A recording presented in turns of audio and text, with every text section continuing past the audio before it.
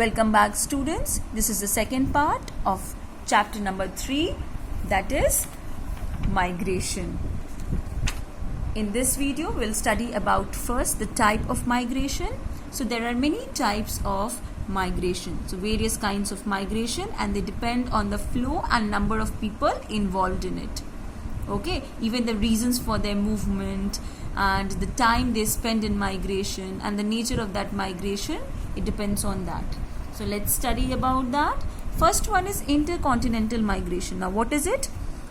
Intercontinental migration happens when the movement is across continents, such as from Korea, that is Asia, to Brazil, South America. So here the movement is across continents. It is called intercontinental migration.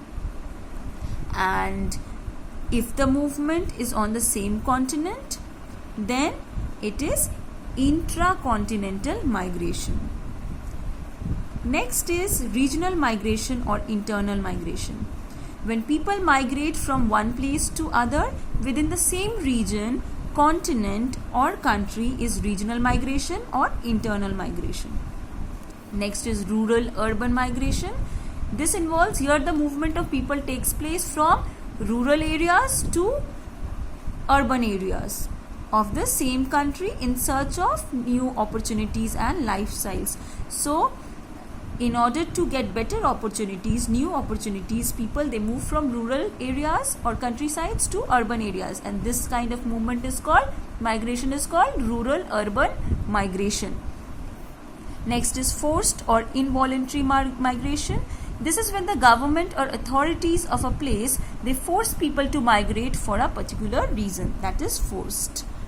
Next is impelled migration. It is also called reluctant or imposed migration. Here no one is forced. So unlike forced migration, here people migrate due to some push factors. And what are these push factors? War, hunger, and other difficult situations. They make people decide to leave that place and migrate. Periodic or seasonal migration. When people move from place of origin to the site of temporary work for several months, it is known as seasonal migration. So people, when they move for several months, okay, due to their temporary work, okay, to the site of temporary work for several months, it is known as seasonal migration. And sometimes people move during specific seasons, for example, such as crop harvesting, to work and then go back when the season is over. Next is return migration. This involves the voluntary return of migrants. Okay, so the voluntary return of migrants to their original place after they outlive the reasons for which they left. So when the reasons are fulfilled, now they are returning back to their original place, that is return migration.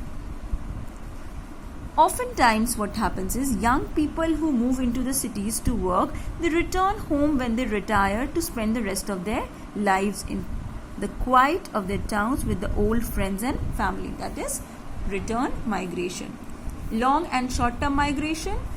People may consider migrating for good if the condition in their home is one that is threatening.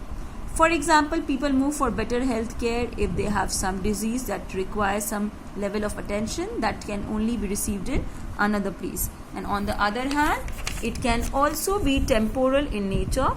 For example, a person may study in another place, okay, but may decide to only stay for a few years before going back home for good.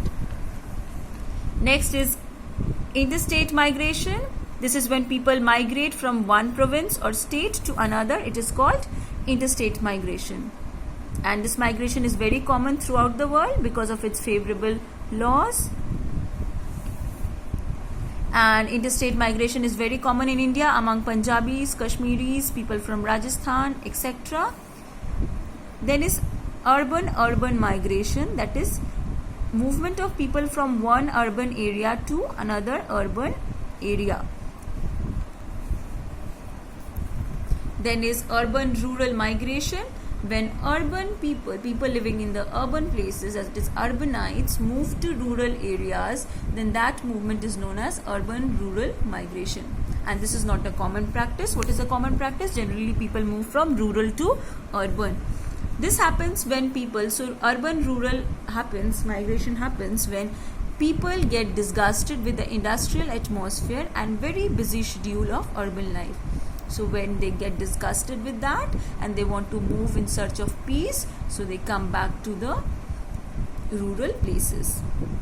And such incidences are found usually in developed nations like the USA.